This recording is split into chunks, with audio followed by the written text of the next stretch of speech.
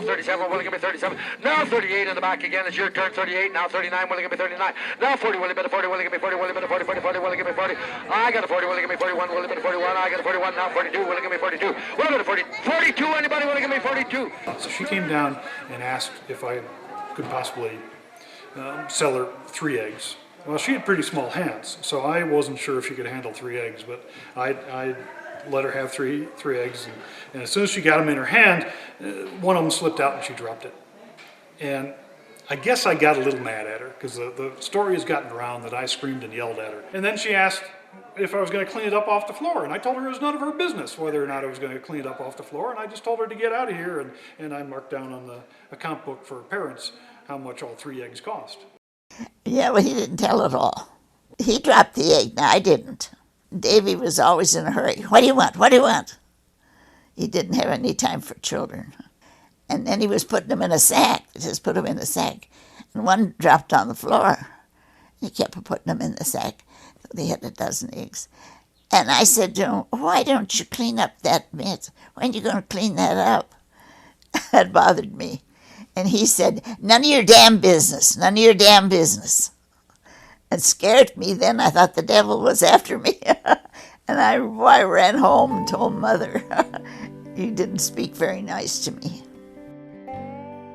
I was born in Missoula. My mother came from Garnet a week before I was born. I was born at St. Pat's Hospital on March 2nd, 1917. And Mother my folks knew the shepherds. They had a hotel here in Missoula. And so Mother was going to take me up to Garnet. And she said, no, Jenny, my mother's name was Jenny, you can't take Jane until she's a month old, because you want to have a good start in life, because March and going up Garnet was lots of snow yet.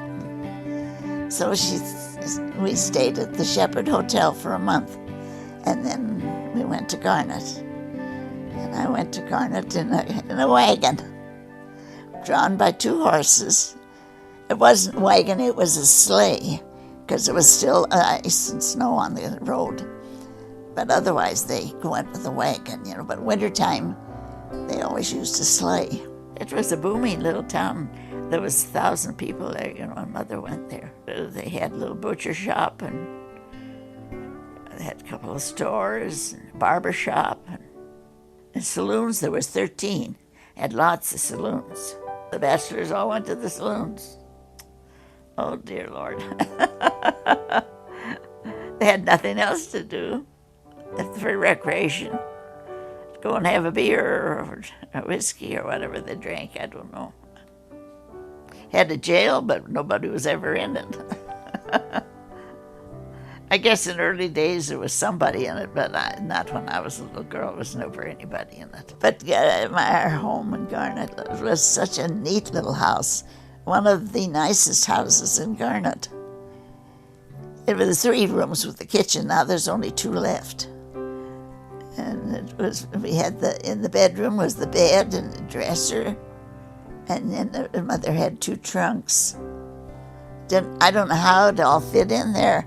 Didn't look that large to me the other day when I was there. But anyway, then on the side there was a closet. It wasn't a closet, but it was hangers. And then Mother made a curtain that covered the clothes. And then there was they called it a commode. It had a wash basin, and a big pitcher on the top. There was plenty of room. My gosh, I don't see how it worked now. But then you come out of the door, and it was a chair, and then there was a davno. They called it a sanitary couch. In those days, that's what they called it. And then it opened into a bed. You could let the back down and the sides up, and made a bed. And then on the wall she had a hanger for pictures, and that was all full of pictures of the family, and mostly family. And then she had her sewing machine. It's under that window that I'm not good on my directions now, on which is east and west, but it was on that side of the building. It was next to the stove. We had that airtight heater. And oh boy, that kept it nice and warm in wintertime. We never were cold. My first teacher's name was Clary. She taught me how to do arithmetic and to read. She had to walk up to school every morning, up that long hill there. And then she had to build a fire in the stove in the school. They had it hard, I tell you. And to get it warm for us by the time we got there, so it would be warm. And you had to keep putting wood in all day long. And we had recess, just like every school. We'd play games out in the snow. And then I'd come home at noon and have my lunch. She always had potato soup for me. I love potato soup.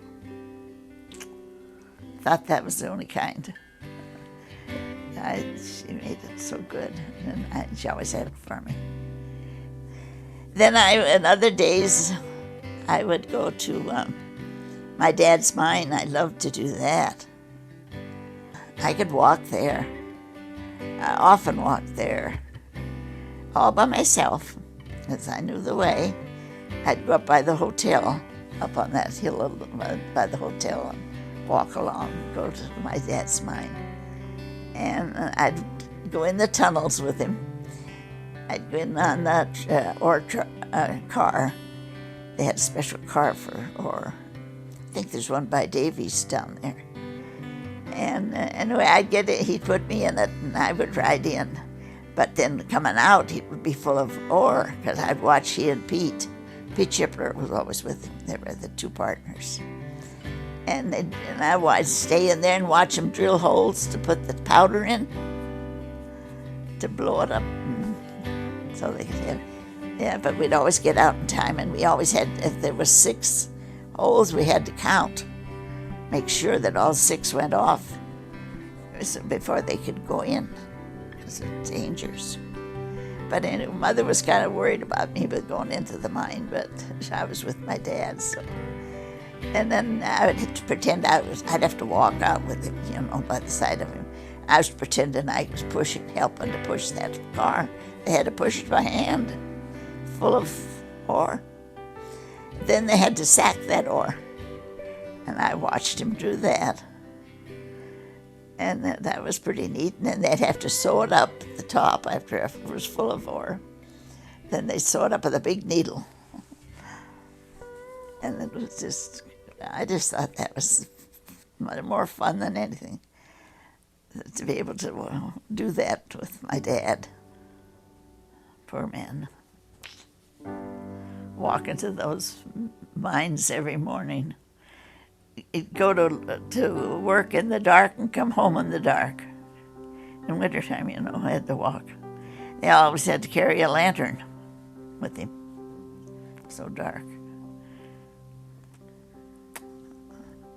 What they won't do, try to find some gold.